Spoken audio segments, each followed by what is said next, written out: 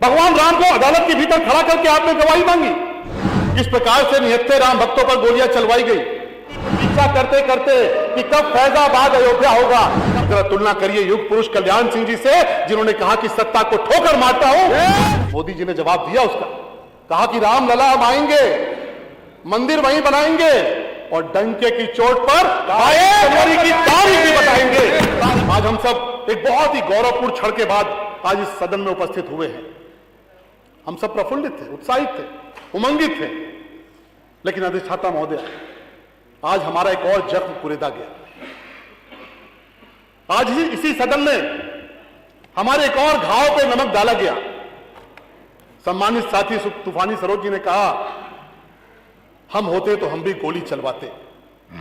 अरे हम तो इस बात को भूल गए थे, भूलने की कोशिश की थी।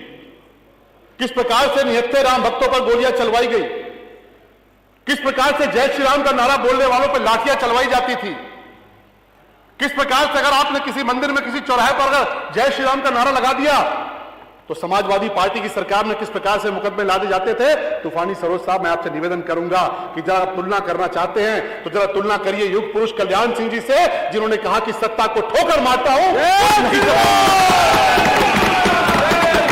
गोली नहीं चलवाऊंगा, लाठी नहीं चलवाऊंगा। सत्ता को ठुकरा दिया, लेकिन निहत्थे राम भक्तों पर, साधु संतों पर, निहत्थे कारसेवकों पर गोली चलवाने से इनकार कर दिया। लेकिन आपको अवसर मिला तो आपने क्या किया? पंचकोशी की परिक्रमा पर प्रतिबंध लगा दिया। जिस प्रकार से आपने निहत्थे राम भक्तों पर लाठियां बरसाई, गोलियां बरसाई, जिस प्रकार से अत्याचार किया। हम सब विद्यार्थी जीवन में थे, अखिल भारतीय विद्यार्थी परिषद के कार्यकर्ता थे। हम सब भी अपने अपने घरों से निकले, चौराहों पर गिरफ्तार कर लिए गए और चौराहों पर गिरफ्तारी के बाद जिस प्रकार का रवैया थानों में पुलिस के भीतर होता था, वो सीधे तौर पे बताता था कि समाजवादी पार्टी की सरकार में राम भक्तों के साथ क्या क्या हो रहा है। साधारण अत्याचार नहीं हुए, और अत्याचार हमारे साथ छोड़िए, आपने तो भगवान राम को भी नहीं बख्शा। कौन भूल सकता है 2017 के पहले भगवान राम को आपने कहां पर बैठा रखा था? एक फटा हुआ टेंट होता था, बारिश होती थी, ओले पड़ते थे, राम भक्त जाते थे, गुहार लगाते थे, निवेदन करते थे, सरकार के आगे हाथ जोड़ते थे कि टेंट फट गया है, टेंट को सिलवा दीजिए। भगवान राम के ऊपर सीधे बारिश की बौछारें आती हैं, उन पर ओले बरसते हैं। इतना तो कर दीजिए कि टेंट जो फटा हुआ है उसकी सिलाई करवा दीजिए। और समाजवादी पार्टी की सरकार कहती थी कि नहीं, टेंट फटा है, फटा रहने दो, बारिश की बूंदें नीचे गिरती है, गिरने दो, भगवान राम के ऊपर ओले बरसते हैं, बरसने दो, वहां पर कोई भी काम नहीं होगा, कोई भी कार्रवाई नहीं होगी। भगवान राम को अदालत के भीतर खड़ा करके आपने गवाही मांगी, आपने प्रमाण मांगा। अरे हम तो कहते हैं कि भगवान राम सबके हैं, भगवान राम हमारे जितने हैं उतने आपके भी हैं, भगवान राम सबके हैं। लेकिन मैं आपसे सवाल पूछता हूं कि जो अदालत के भीतर खड़े होकर भगवान राम से कहते थे कि आप काल्पनिक हो, आपका कोई वजूद नहीं है, वो भला किसके वकील थे? उन वकीलों को कौन खड़ा करता था? अदालत में जाकर यह कहा जाता था कि फैसला नहीं आने देना चाहिए, फैसले को रोकना चाहिए, भगवान राम का कोई वजूद नहीं है, भगवान राम तो काल्पनिक है। हमारे धैर्य की परीक्षा ली जाती थी। और जरा कल्पना करिए कि भगवान राम को अपना वजूद बताने के लिए खुद अदालत के भीतर आना पड़ता था। श्री राम लला विराजमान खुद अदालत में आते थे, आपके वकील खड़े होकर उनके वजूद को नकारते थे, आपके वकील खड़े होकर उन पर तमाम तरह की टिप्पणियां करते थे। और इसलिए आज जब आप ये कहते हैं ना, आज लालजी वर्मा साहब, आज जब आप ये कहते हैं ना कि अरे आपका क्या, आपने क्या किया, आपने क्या किया, तो हम आपसे पूछते हैं कि ये सवाल तो आप ही उठाते थे ना कि राम लला हम आएंगे, मंदिर वहीं बनाएंगे, लेकिन तारीख नहीं बताएंगे। ये सवाल तो आप ही उठाते थे और मोदी जी ने उसका जवाब भी दिया। मोदी जी ने जवाब दिया उसका, कहा कि राम लला हम आएंगे, मंदिर वहीं बनाएंगे और डंके की चोट पर 22 जनवरी की तारीख भी बताएंगे, तारीख भी बताएंगे। माननीय सदस्य समराइज कर लीजिए।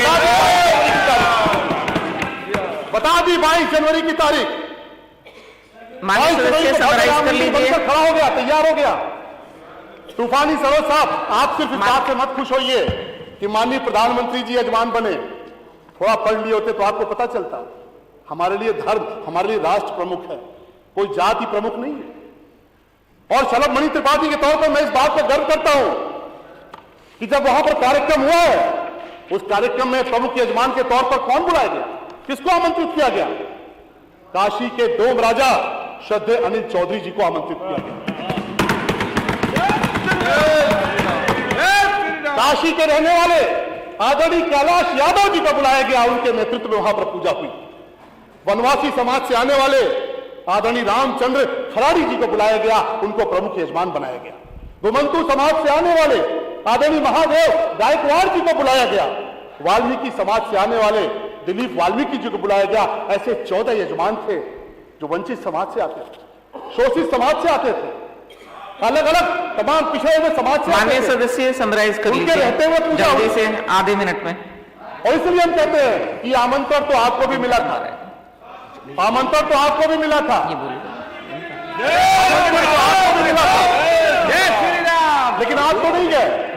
इधर से आज मैं हैरान हुआ, अधिष्ठाता महोदय, माननीय सदस्य अधिष्ठाता महोदय, जल्दी मैं समराइज कर हैरान हुआ। लीजिए। आज तो मैं बड़ा हैरान हुआ कि जब भगवान राम के आमंत्रण में नहीं गए, भगवान राम माननीय का विरोध अशरफ किया, अली जी, भगवान राम के वजूद का विरोध किया, भगवान राम को काल्पनिक बताया, भगवान राम का आमंत्रण आया, तब भी आप नहीं गए। लेकिन आज भी आपको पश्चाताप का एक आखिरी अवसर था, आपका भी आज आखिरी अवसर था कि आज जब भगवान राम के नाम पर धन्यवाद प्रस्ताव जा रहा था, आज जब भगवान राम के नाम पर धन्यवाद प्रस्ताव जा रहा था, माना क्या विरोध करते हैं भगवान राम का? आप खामोशी से रह सकते थे, आप चुपचाप रह सकते थे, लेकिन हम सबको तकलीफ हुई, हम सबको कष्ट हुआ कि वो 14 लोग कौन थे जिन 14 लोगों ने भगवान राम के नाम का आज इस सदन में भी विरोध किया। मैं आपसे कहना चाहता हूं, और मैं तो मांग करता हूं अधिष्ठाता महोदय, धन्यवाद धन्यवाद महोदय। मैं अधिष्ठाता महोदय आपसे मांग करता हूं, अध्यक्ष जी से मांग करता हूं कि उन 14 लोगों के नाम सार्वजनिक करिए, ताकि जब अपने घरों में जाए, ताकि जब वो अपने घरों में जाए उनके घर वाले भी सवाल पूछेंगे, क्योंकि हमको पता है कि भले आपने 22 जनवरी को दीपावली नहीं मनाई, लेकिन आपके परिवार के लोगों ने पूरे उत्साह से दीपावली मनाई, आपके बच्चों ने पूरे उत्साह से दीपावली मनाई।